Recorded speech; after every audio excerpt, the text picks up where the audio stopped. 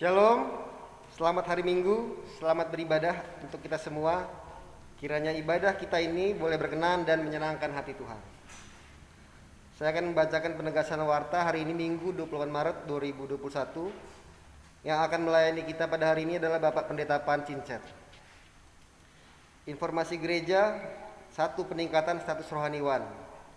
Berdasarkan surat keputusan BPMS mengenai persetujuan peningkatan jabatan penatua khusus Fabio Valentino ke tingkat pendeta dan sesuai tata gereja Kristus bab 12 pasal 48 ayat 6, maka proses peningkatan kependetaan ini memasuki tahapan butir C, D, dan E. Mohon jemaat dapat mendoakan dan mempertimbangkannya.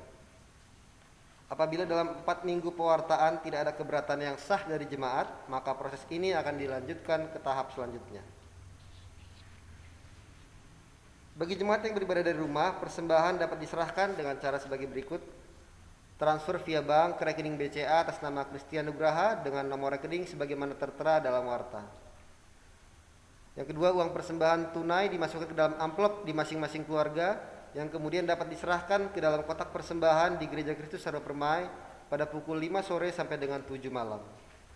Yang ketiga, bagi jemaat yang berhalangan untuk datang memberikan persembahan ke gereja dan kesulitan dalam hal mentransfer uang persembahan, jemaat dapat menginformasikan kepada majelis. Untuk selanjutnya uang persembahan dapat diambil oleh majelis ke rumah jemaat. Ketiga, pengumpulan celengan. Bagi jemaat yang telah mengambil celengan guna membantu pengembalian dana pastori ke sinode dapat menyerahkannya pada hari Paskah Minggu 4 April 2021. Jemaat dapat mengumpulkan celengan kepada majelis atau dapat mentransfer hasil dari celengan ke bendahara majelis rekening BCA atas nama Christian Nugraha dengan nomor rekening sebagaimana tertera dalam warta. Ibadah Jumat Agung 2 April 2021. Ibadah akan dilaksanakan secara online.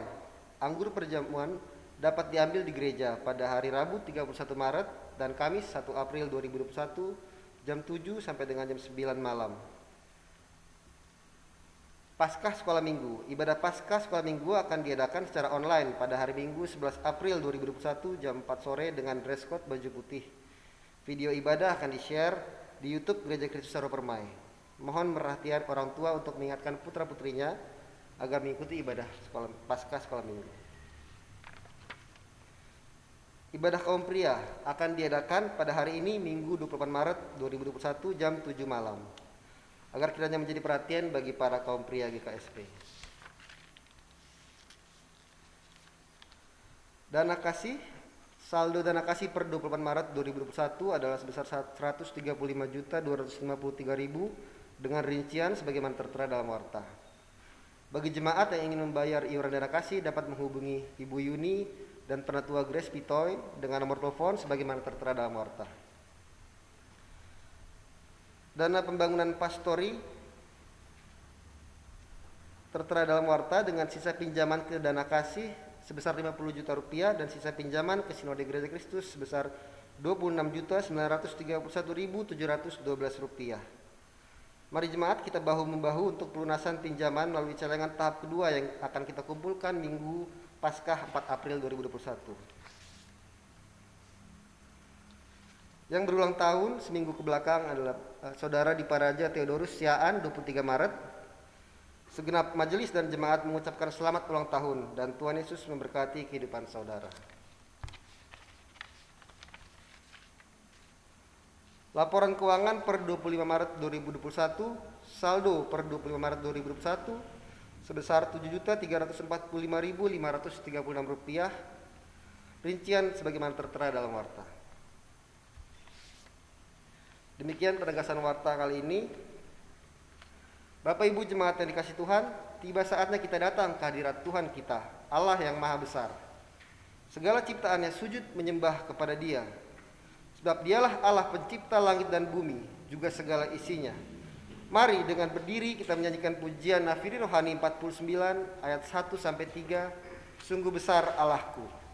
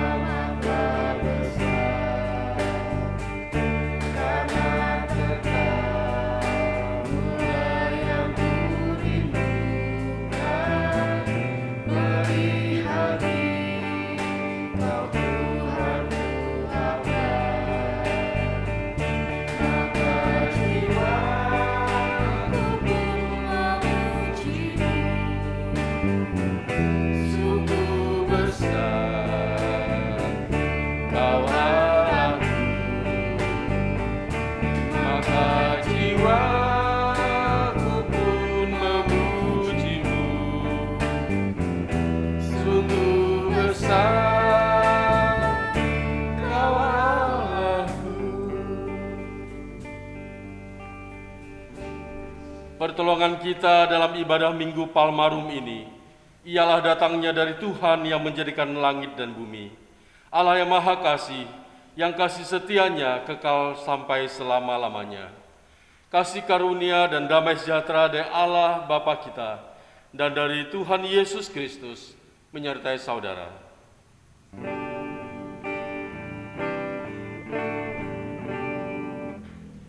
Mulia bagi Bapa,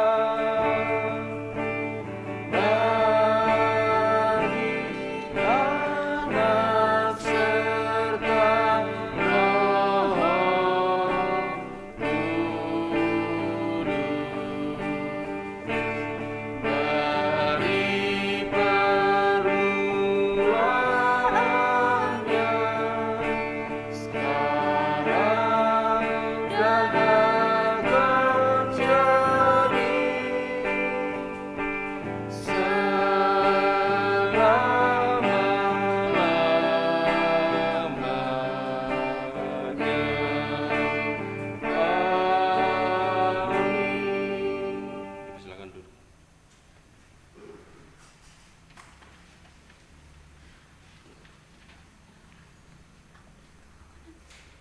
Jemaat yang dikasihi Kristus, firman Tuhan telah mengingatkan kita dalam 1 Yohanes 1 ayat 6 dan 7.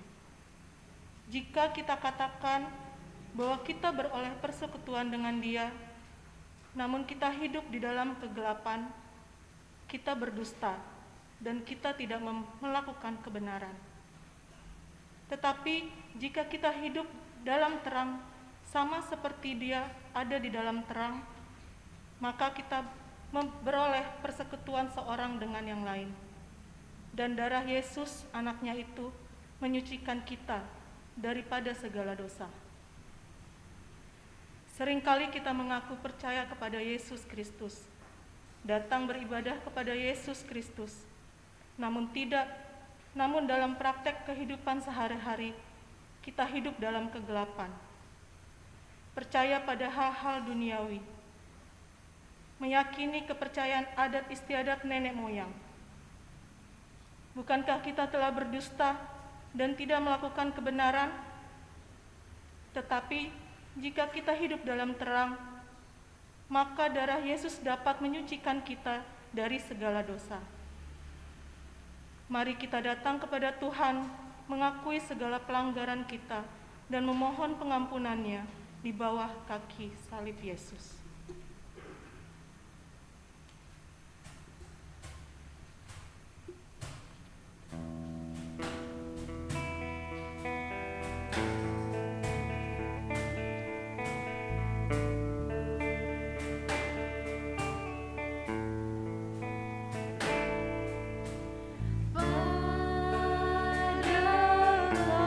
Pada kaki salib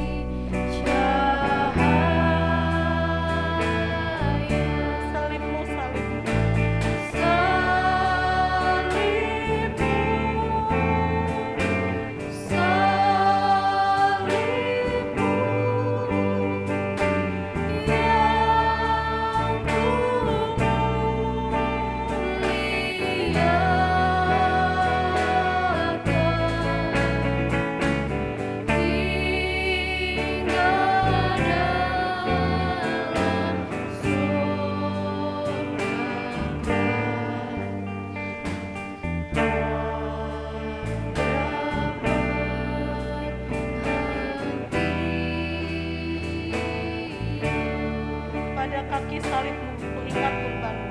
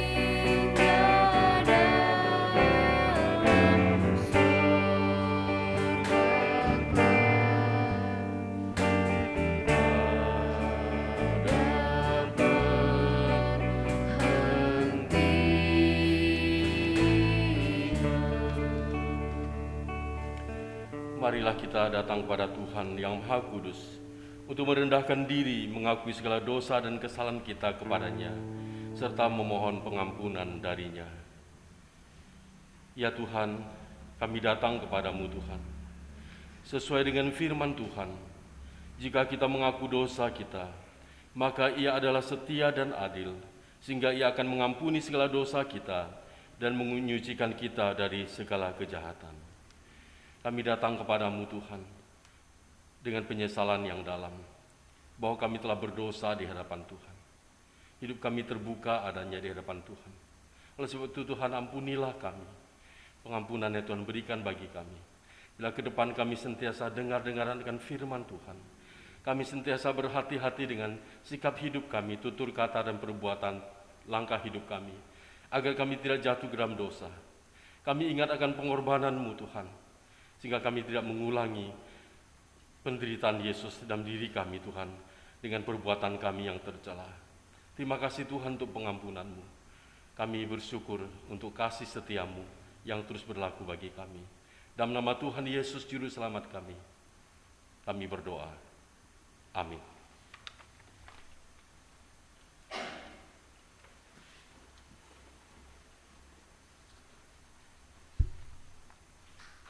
Kasih Allah kepada kita sungguh telah terbukti dengan menyelamatkan kita dari maut.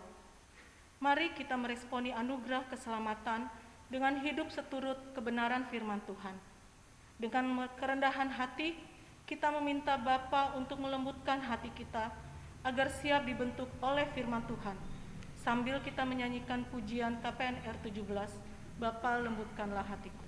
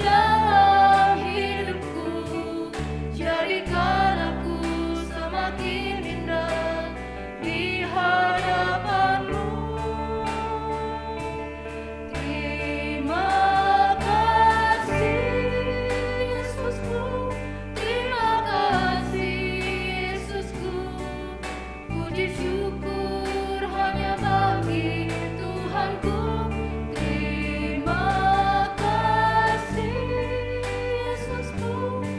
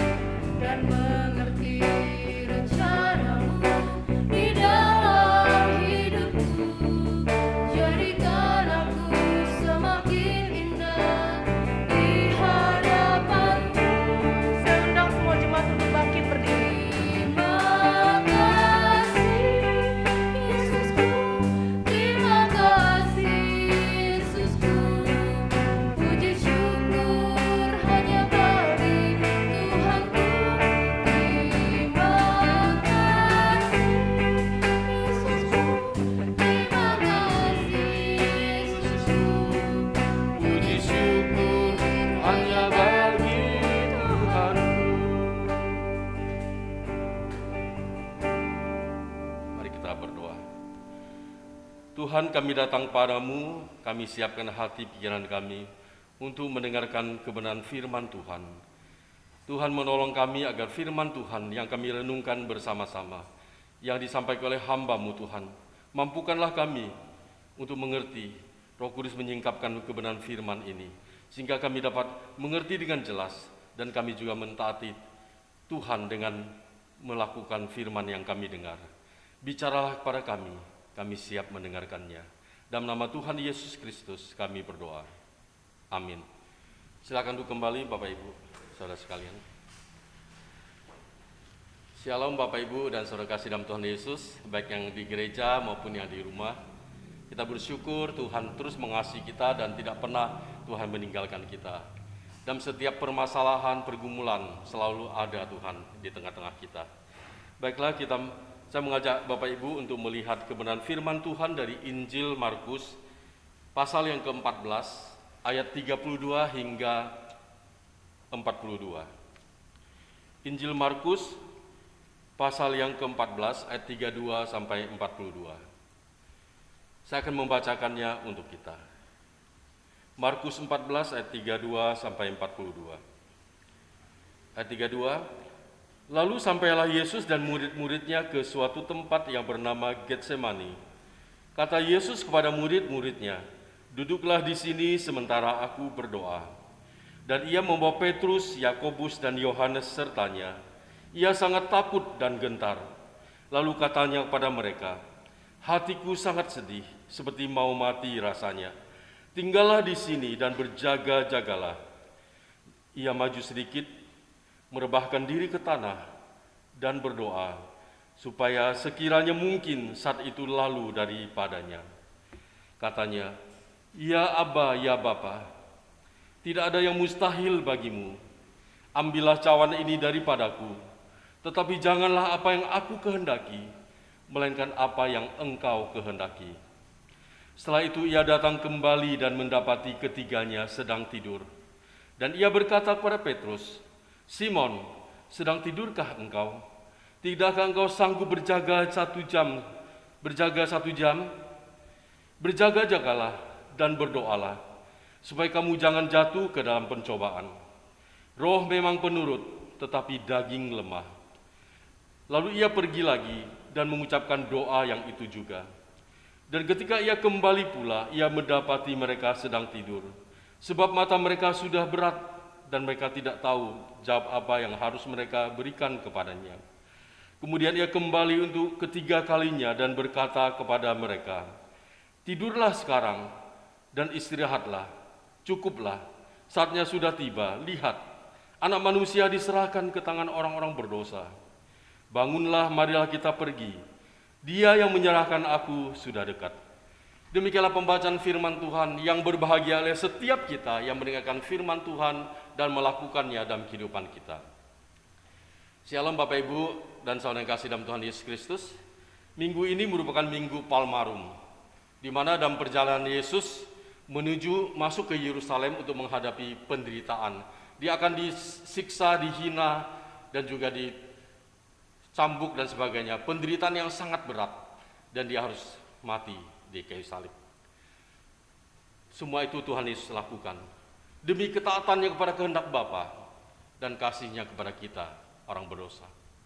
Penghayatan kesengsaraan Yesus harusnya membuat kita semakin bersyukur, menyadari siapa kita.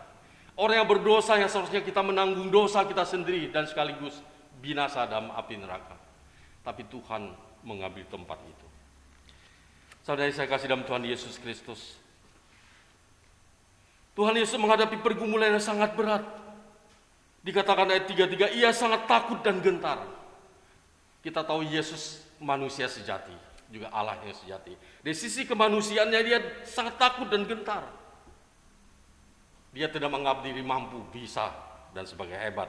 Tapi ia dasar takut dan gentar. Bahkan keringatnya menetes. Sebagai tetesan darah ya kalau kita lihat bagian yang lain. Dikatakan hatiku sangat sedih seperti mau mati rasanya. Diungkapkan pada murid-murid. Yesus terbuka tentang ketakutan perasaannya pada muridnya. Supaya muridnya tahu dan muridnya turut bersimpati dan empati. merasakan penderitaan yang akan Yesus alami tidak lama lagi pada waktu itu. Sebagai manusia, ia tidak berusaha memperlihatkan diri sebagai pribadi yang tegar, tiada takut. Ia sungguh sedih dan ia sungguh gentar. Diceritakannya secara terbuka pada murid-murid. Yesus tidak berpura-pura hebat. Ia jujur di hadapan murid-muridnya. Dia juga jujur di hadapan Bapanya. Tuhan Yesus datang ke Getsemani. Dia ajak murid-muridnya, dan juga lebih spesial lagi, Petrus, Yohanes, dan Yakobus diajak untuk menyertai dia. Dan kita tahu bahwa Yesus terbuka di hadapan Bapa. Dia katakan, kalau boleh saat itu tidaklah terjadi. Ya. Kalau boleh tidak usah terjadi. Tapi jangan menurut kehendakku, tapi kehendakmu lah yang terjadi. Kita lihat prinsip doa jelas. Datang pada Tuhan menyerahkan segala pergumulan. Tetapi bukan memaksakan kehendaknya, tapi kehendak Bapa yang terjadi. Dia katakan, ia maju sedikit.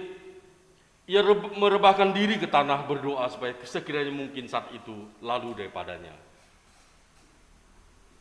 Ya, Allah punya banyak cara untuk menyelamatkan manusia. Tapi cara yang Allah pilih, Yesus harus mati di kayu salib. Mengapa harus Yesus? Karena tidak ada manusia di dunia ini yang tidak berdosa. Hanya Yesus, manusia yang kudus, yang suci, tidak bernoda, tidak bercela. Katanya, ya Aba, ya Bapa, tidak ada yang mustahil bagimu. Ambillah cawan ini daripadaku, tetapi janganlah apa yang aku kehendaki, melainkan apa yang engkau kehendaki. Dalam doa, Yesus tidak memaksa kehendaknya. Dia menyerahkan pada kedaulatan Allah. Lalu ia pergi lagi dan mengucapkan doa yang itu juga. Doanya adalah doa yang tidak memaksa kehendaknya, tapi dia membiarkan kehendak Bapa yang terjadi. Doa di Taman Getsemani, kita melihat kejujuran Yesus mengungkapkan perasaannya, kegentarannya. Dia tawar-menawar dengan Bapa. Tapi kehendak Bapa dia tetap harus mengalami penderitaan itu. Dan dia memilih taat. Ada kejujuran, ada ketaatan. Tuhan Yesus menghadapi pergumulan yang berat itu. Dia berkata pada muridnya, berjaga-jagalah. Dan di ayat 38, berjagalah dan berdoalah. Agar kau tidak jatuh ke dalam percobaan. Roh memang penurut tapi daging lemah. Yesus tidak hanya menyuruh muridnya berjaga dan berdoa. Dia sendiri adalah menerapkan lebih dulu. Dia sentiasa siap sedia, berjaga, berarti tidak lengah. Dalam Injil, ketika Yesus mula-mula sebelum menjalani pelayanan, dia dicobai oleh iblis. Dengan memutarbalikkan firman. Suruh Yesus merubah batu jadi roti. Yesus katakan manusia hidup bukan roti saja. Dia sampai singkat cerita tidak berhasil iblis menjatuhkan Yesus. Tapi di Lukas 4 ayat 13 dikatakan iblis mengundurkan diri daripadanya dan menunggu kesempatan yang baik. Kesempatan yang baik bagi iblis adalah ketika kita lengah. Setiap kita punya kelemahan. Dan maka Tuhan Yesus katakan berjaga, berarti siap sedia tidak lengah. Siap sedia berjaga dari sini juga bukan sikap hati yang kau berjaga kan ibarat kau keamanan berdiri tegap gitu ya. Tapi bukan hanya berdiri saja, tapi mata melihat kemungkinan apa serangan mana dari musuh ini gitu ya. Tapi itu bukan hanya berjaga tapi berdoa. Relasi dengan Tuhan dan relasi dengan Bapaknya terus menerus. Dalam teks ini, Yesus tidak lama lagi akan ditangkap. Tapi justru semakin berat pergumulan, tidak pernah dia sedetik pun berkomunikasi dengan Bapaknya, dia stop. Terus menerus. Doa, relasi dengan Bapa merupakan lifestyle-nya Yesus, gaya hidupnya. Kita melihat dalam Injil mencatat, sebelum memulai pelayanan, Yesus sudah berdoa pagi hari. Di tengah kesibukan dia juga siang mengundurkan diri, dia berdoa. Dan setelah menyelesaikan pelayanan malam juga dia berdoa. Apalagi menghadapi salib. Dalam doa di Taman Getsemani ini, kita melihat Yesus jujur mengungkapkan perasaannya. Yesus tidak memaksa kehendaknya, tapi dia mau memilih taat. Saudara kasih dalam Tuhan Yesus, dia menyerahkan segala pergumulan beratnya, rasa takut, gentar, ngeri kepada Bapaknya. untuk dia tetap taat. Kita lihat bahwa hasil dari Yesus yang berjaga dan pada dirinya, Yesus mengerti kehendak Bapanya yang harus ia taati. Ia tidak memaksakan kehendaknya. Doa pertama, kedua, ketiga sama. Bapa menjawab, dia harus mengalami penderitaan itu. Yesus tidak menghindarinya dengan penderitaan yang Bapa kehendaki melalui dirinya. Ini ketaatan yang luar biasa. Harus merupakan teladan ketaatan kita dari teladan Yesus. Yesus menjadi siap menghadapi penderitaan yang akan dialaminya. Ia siap karena ia berjaga berdoa sendirian tanpa dukungan daripada murid-muridnya. Ayat 41b, saatnya sudah tiba, lihat anak manusia diserahkan ke tangan orang-orang berdosa. Dia siap. Kehendak Bapa, dia harus mengalami penderitaan, dia siap. Ayat 42, bangunlah mari kita pergi. Ia yang menyerahkan aku sudah dekat. Ada kesiapan hati untuk menjalani semua itu. Tuhan Yesus membawa Petrus, Yakobus dan Yohanes sertanya. Ya, selain murid yang lain disuruh tinggal duduk sini. Kemudian dia bawa lagi 3 orang. Ia menghendaki ketiga muridnya berjaga dan berdoa. 2 kali Yesus katakan kepada muridnya, berjaga-jagalah, kemudian berdoalah. Mengapa harus berdoa? Harus berjaga. Supaya kamu jangan jatuh ke dalam percobaan. Kondisi murid-murid berikan berjaga dan berdoa, tapi dikatakan tidur. Kedapatan tidur. Yesus pergi lagi berdoa, balik lagi tidur lagi. Ketiga kali berdoa dibalik dia. Mari, ya dia yang menyerahkan aku sudah dekat. Mereka tidak peduli dengan apa yang Yesus alami. Yesus sudah katakan, aku gentar, aku ngeri. Hatiku sangat sedih seperti mau mati rasanya. Ya mungkin mereka hanya dengar dari telinga satu, keluar telinga lain. Tidak ada rasa empati, tidak ada rasa peduli. Ya. Simpati, empati tidak ada murid-muridnya. Mereka juga hanya konsen pada kebutuhan fisik mereka, tidur. Tidak ada melihat bahwa Yesus tidak lama lagi akan ditangkap, akan disiksa sampai disalibkan. Yesus ternyata berdoa seorang diri tanpa dukungan doa daripada muridnya. Ini jelas mengingatkan bahwa kemampuan Yesus, kesediaan Yesus, keberanian Yesus, kesiapan Yesus untuk taat pada salib itu tidak ada andil manusia.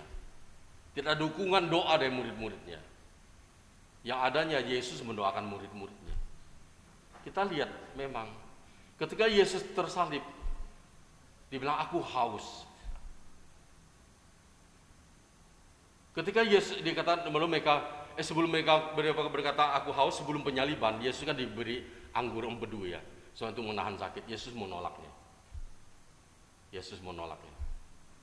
Ini juga tidak ada andil. Ketika di akhir, udah hampir maghrib ya, di sore hari, ada yang mengatakan sebelum hari Sabat, yang disalibkan harus sudah mati. Penjahat yang di sebelah kiri langsung dipatahkan kakinya. Sebelah kanan juga dipatahkan kakinya. Tapi ketika mereka tiba di tengah salib Yesus, mereka lihat Yesus sudah mati lebih dahulu. Karena Yesus begitu capek, darahnya sudah tercurah habis. Setiap cambukan berapa tetes darahnya, berapa ratus cambukan, ribuan cambukan yang membekas. Kalau kita dihitung dari awal dia ditangkap sampai diadili bolak-balik 17 jam. Tanpa istirahat, tanpa minum. Maka terakhir bilang, aku haus. Ketika dia mengecap, dia kata sudah selesai. Bapa, ke dalam tanganmu kuserahkan nyawaku. Itu menunjukkan bahwa kehausan dunia ini telah Tuhan Yesus jawab dalam dirinya. Maka dalam diri manusia nggak pernah ada kebahagiaan sejati tanpa ada Yesus di hati kita. Mau status sosial, mau apapun, mau kaya sekalipun, tanpa Yesus hati manusia tidak akan pernah puas.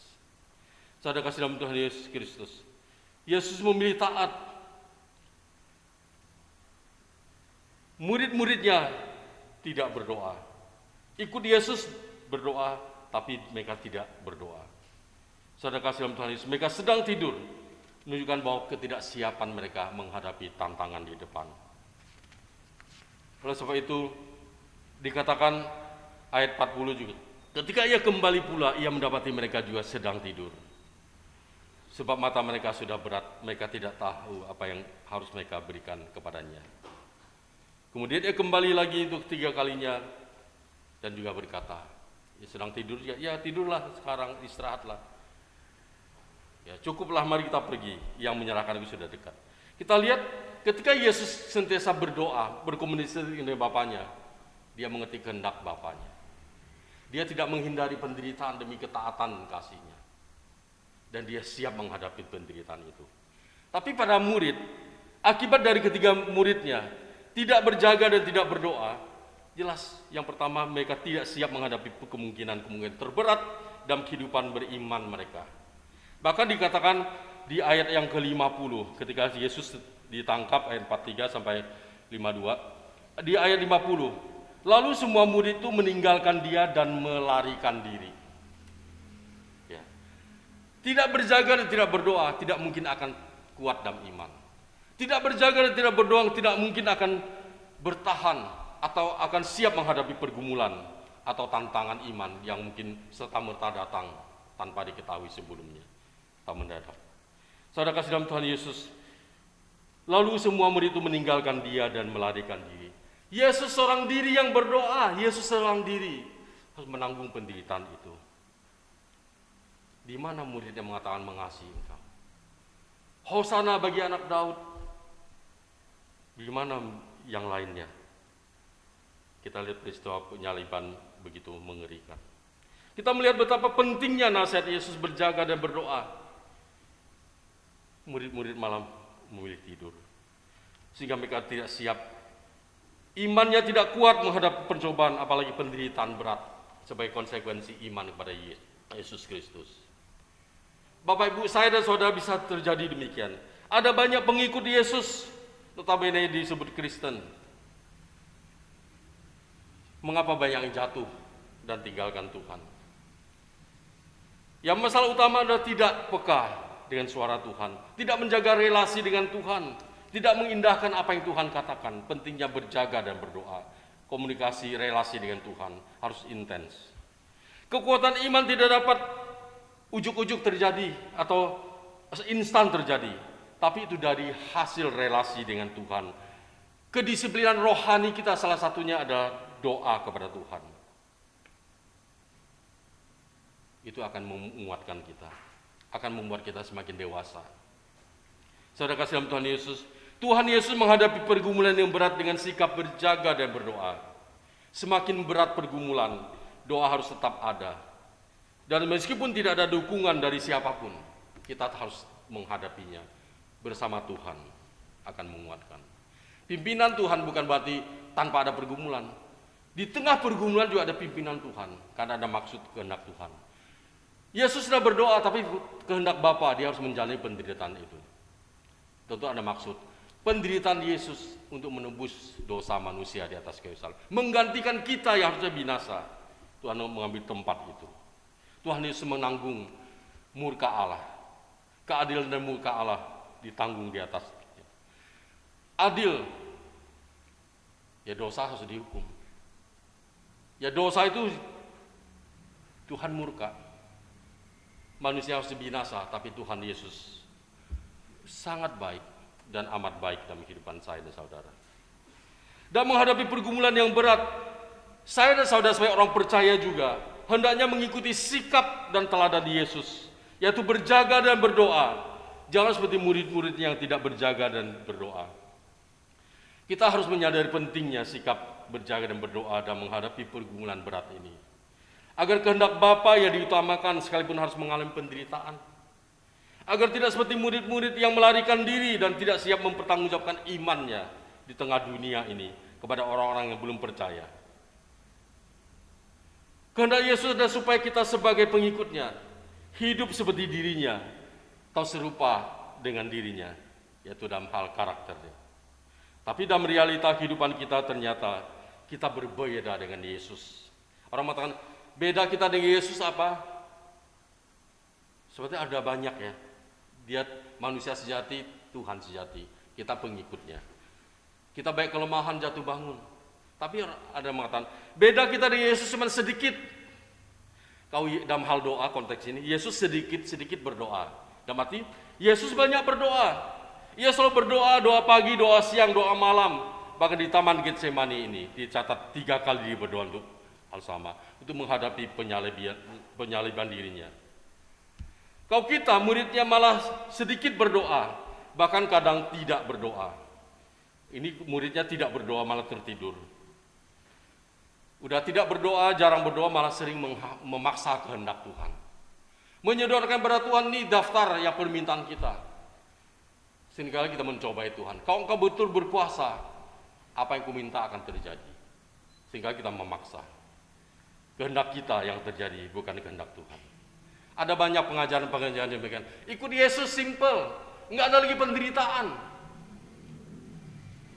Saya mendengar ada seorang khotbah, diundang di sebuah gereja khotbah tentang salib Kristus. Kemudian ya liturgis mengatakan, puji Tuhan, Yesus sudah menanggung dosa kita di kayu salib 2000 tahun yang lalu. Tapi salib setelah kita tinggalkan, karena Yesus sudah bangkit. Kekristenan yang menghapus salib, bukan kekristenan yang sejati. Saya dan saudara sebagai orang percaya, harus memahami Injil yang seutuhnya. Ada penderitaan, ada rela menanggung salib, menanggung dosa manusia. Dan Yesus mengalami itu. Dan salib tidak pernah ditiadakan. Tetap merupakan lambang kebodohan bagi dunia, tetapi kemuliaan bagi Tuhan. Dunia melihat Yesus yang tersalib, ada terkutuk. Allah melihat Yesus yang tersalib, Allah Bapa melihat Yesus, oh dia taat. Kalau kita melihat salib, tidak ada kata yang pas yang kita gunakan untuk Tuhan, mengagungkan Tuhan. Walau 1000 lidah kita nggak sanggup kita mengungkapkan syukur karena Tuhan Yesus menggantikan kita, mendamaikan kita, memulihkan relasi kita, rekonsiliasi terjadi di atas kayu salib antara Bapa dengan kita orang berdosa. Yesus sudah melakukannya itu. Beda kita dengan Yesus sedikit berdoa, Yesus banyak berdoa, kita sedikit berdoa. Ini ingatkan jangan sedikit berdoa, harus banyak berdoa. Kita tentu punya pengalaman ya dalam hal berdoa. Kalau saya pribadi ya saya lihat dari awal saya percaya Yesus gitu ya. Permasalahan nggak pernah berhenti, terus ada memproses kedewasaan iman. Kalau apa yang saya mau tuh nggak langsung gampang mudah gitu, enggak. Dari mau masuk sekolah teologi ya banyak tantangan. Dari saya mau menggumuli teman hidup juga enggak gampang. Setelah menikah untuk mendapatkan anak juga enggak gampang. Ya, untuk mendapatkan pelayanan juga enggak gampang. Ada pergumulan. Ada Tuhan yang proses. Tapi Tuhan senantiasa menguatkan. Itu mengingatkan bahwa kita butuh Tuhan setiap saat dalam kehidupan kita. Tuhan sedikit marah waktu ia mengusir para pedagang di Bait Allah. Waktu ia memarahi Petrus yang menghalangi penderitaan yang harus dialami. Kalau kita mungkin sedikit-sedikit marah. Kalau sedikit, Yesus sedikit marah. Kemarahan Yesus yang kudus. Ketidakadilan, kecurangan terjadi ketika orang berdagang di halaman Bait Allah. Petrus ikut Yesus, dia mau hilangkan salib penderitaan itu. Yesus kata, "Enyalah iblis. Engkau bukan memikirkan apa yang dipikirkan Allah, tapi apa yang dipikirkan manusia." Saya dan saudara masih hidup di dunia ini, tapi orientasi kita bukan pada dunia. Kita masih butuh ya, bekerja, cari uang tuh hanya sarana. Tapi orientasi rohani kita harus terpaku pada perkara surgawi. Agar kita tidak terjerumus. Di mana hartamu berada di seluruh hatimu, harta termahal kita Yesus. Biar hati kita melekat pada Tuhan, bukan pada apa yang kita miliki. Itu hanya sarana. Saudara kasih dalam Tuhan Yesus, biarlah dalam Minggu Palmarum ini, marilah kita selalu berjaga dan berdoa dalam setiap pergumulan yang kita hadapi. Agar kita tetap teguh berdiri dalam iman kepada Yesus Kristus. Agar kita tidak mengulangi lagi peristiwa yang terjadi pada murid. Pengkhianatan terjadi, penyangkalan terjadi. Menjual imannya, menjual Yesus. Hanya karena uang. Biar kita tetap mempertahankan iman kita tetap teguh. Ingat ada ungkapan, orang yang selalu berlutut berdoa di hadapan Tuhan menghadapi segala pergumulan akan mampu berdiri menghadapi pergumulan dalam kehidupannya. Sehingga kita dengar kan? Kalau orang yang selalu bertelut berdoa di hadapan Tuhan berarti mengandalkan Tuhan akan mampu berdiri menghadapi pergumulan zaman ini dan tidak terhilang, tetap fokus pada panggilan Tuhan. Biarlah kita sentiasa menghargai pengorbanan Yesus. Dia rela menderita. Biarlah kita meresponinya dengan hidup takut akan Tuhan. Jaga kekudusan hidup. Dia telah mati bagi kita untuk membereskan dosa kita.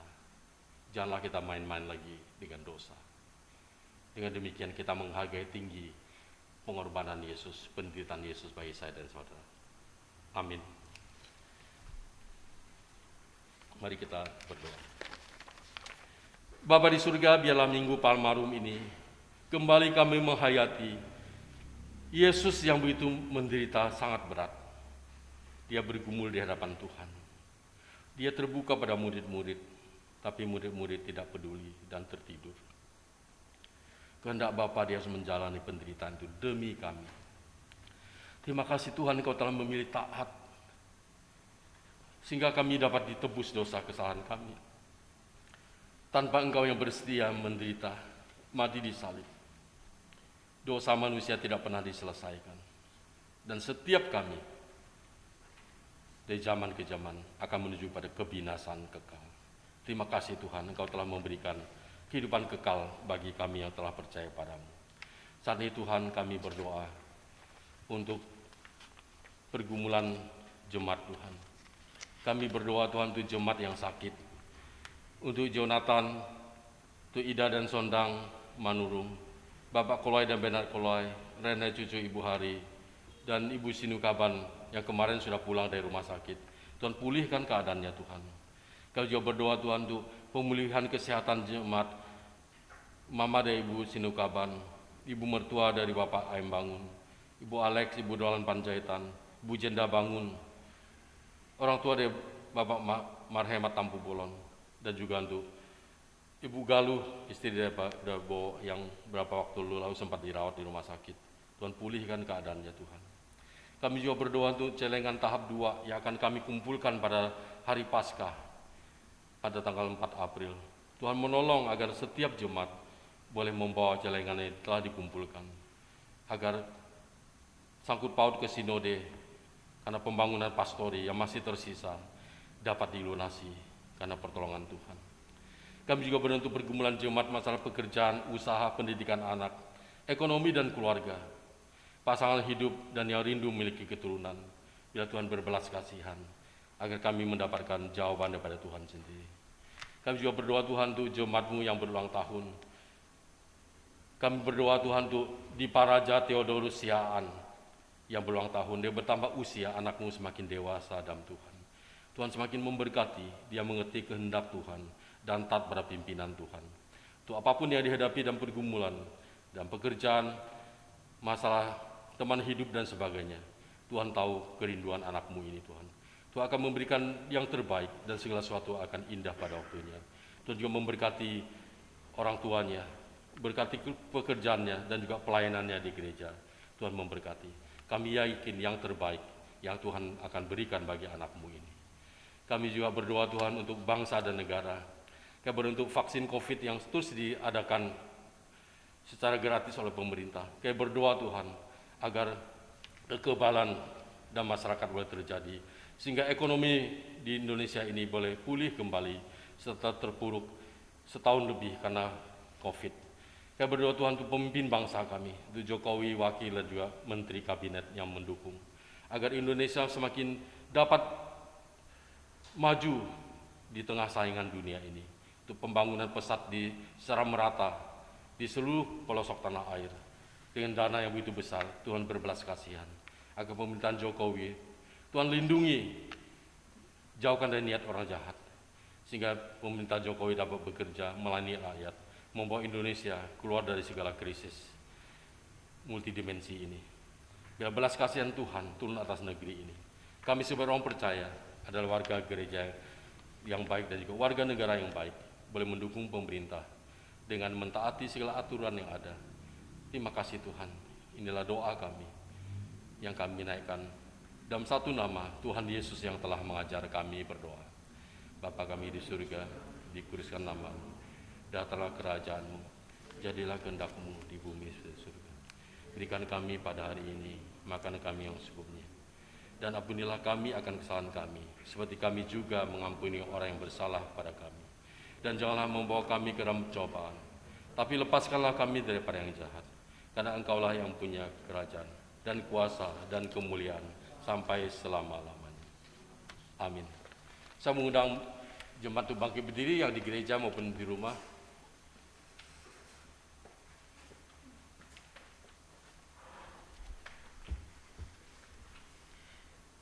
Jemaat yang terkasih dalam Yesus Kristus, bersama dengan gereja dari segala abad dan tempat, marilah kita berdiri dan menggirakan pengakuan iman percaya kita sesuai dengan pengakuan iman rasuli dengan berkata, Aku percaya kepada Allah, Bapa yang Maha Kuasa, Khalik langit dan bumi, dan pada Yesus Kristus, Anak yang tunggal Tuhan kita, yang dikandung daripada Roh Kudus, lahir dari anak darah Maria, yang menderita di bawah pemerintahan Pontius Pilatus, disalibkan, mati dan dikuburkan, turun ke dalam kerajaan maut. Pada hari yang ketiga, bangkit pula dari antara orang mati, naik surga, duduk sebelah kanan Allah, Bapa yang Maha Kuasa, dan akan datang dari sana untuk menghakimi orang yang hidup dan yang mati. Aku percaya pada Roh Kudus, gereja yang kudus dan am, persekutuan orang kudus, pengampunan dosa, kebangkitan orang mati, dan hidup yang kekal. Amin. Jemaat dipersilakan duduk kembali. Jemaat yang terkasih, dengan penuh sukacita dan kerelaan, marilah kita memberikan persembahan syukur kepada Tuhan sebagai ungkapan rasa syukur kita atas segala berkat yang telah Tuhan nyatakan dalam kehidupan kita. Dengan mengingat firman Tuhan dalam 1 Tawarik 16 ayat 29. Berilah kepada Tuhan kemuliaan namanya, bawalah persembahan dan masuklah menghadap Dia. Sujudlah menyembah kepada Tuhan dengan berhiaskan kekudusan. Persembahan terdiri dari 2 kantong untuk kas gereja dan untuk pastori. Bagi jemaat yang beribadah dari rumah, persembahan dapat diserahkan dengan cara sebagai berikut. Yang pertama, transfer via bank BCA atas nama Christian Nugraha dengan nomor rekening 47307058820, atau uang persembahan tunai dimasukkan ke dalam amplop di masing-masing keluarga yang kemudian dapat diserahkan ke dalam kotak persembahan di Gereja Kristus Sarwa Permai pada pukul 17.00 sampai dengan 19.00. Atau bagi jemaat yang berhalangan untuk datang memberikan persembahan ke gereja dan kesulitan dalam hal mentransfer uang persembahan, jemaat dapat menginformasikan kepada majelis untuk selanjutnya uang persembahan dapat diambil oleh majelis ke rumah jemaat. Mari kita hantarkan persembahan kita dengan menyanyikan pujian dari KPNR 24, Betapa Baiknya Engkau Tuhan. Kita nyanyikan 2 kali.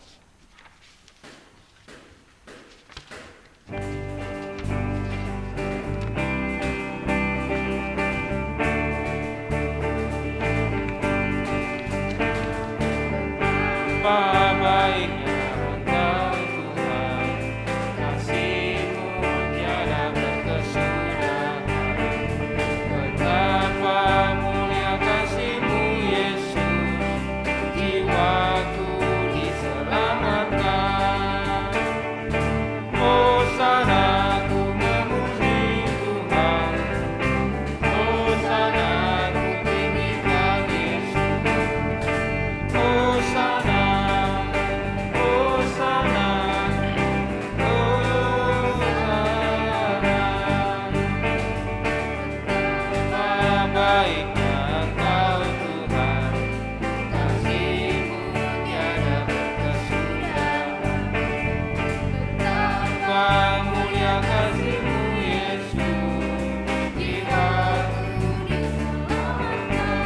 diundang untuk bangkit berdiri.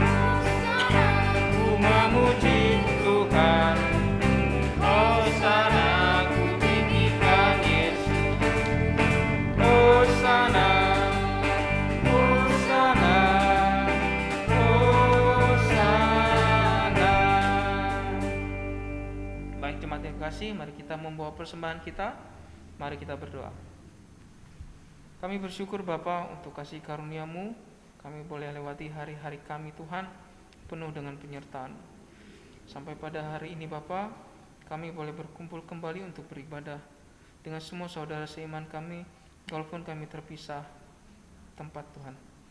Terima kasih Bapa kebenaran firman yang boleh ditaburkan oleh hamba-Mu Tuhan, kiranya dapat menjadi pedoman dalam hidup kami, dalam kehidupan keluarga kami, dalam setiap usaha pekerjaan kami Tuhan. Saat ini Bapa, kami membawa persembahan kami sebagai bentuk rasa syukur kami atas semua berkat-Mu Tuhan, dan berkat persembahan ini Tuhan yang tentunya dapat dipergunakan untuk pekerjaan tangan-Mu baik di dalam maupun di luar gereja. Berkati setiap kami Tuhan yang sudah memberikan persembahan agar selalu rendah hati, dan begitu juga bagi kami yang belum memberikan persembahan agar tetap selalu bersyukur Tuhan dalam segala hal. Terima kasih Bapa, kami menyerahkan persembahan kami demi Kristus Yesus Tuhan kami bersyukur dan berdoa. Amin. Jemaat masih tetap berdiri. Jemaat yang dikasihi Kristus, marilah kita menjalani kehidupan ini dengan meneladani Tuhan Yesus. Sebagaimana kita hidup dengan memancarkan kasih Tuhan bagi sesama, agar nama Tuhan dan kuasa Tuhan semakin dimuliakan. Mari kita menyanyikan pujian Kidung Jemaat 341, ayat pertama dan kedua, Kuasa-Mu dan Nama-Mu lah.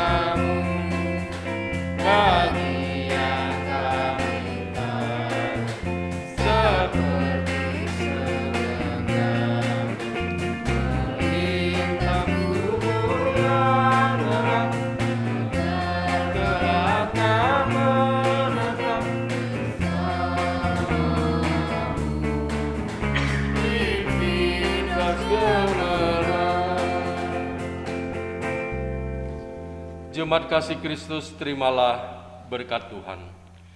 Kasih karunia Tuhan Yesus Kristus dan kasih Allah Bapa serta persekutuan Roh Kudus menyertai kamu sekalian dari sekarang sampai selama-lamanya. Amin.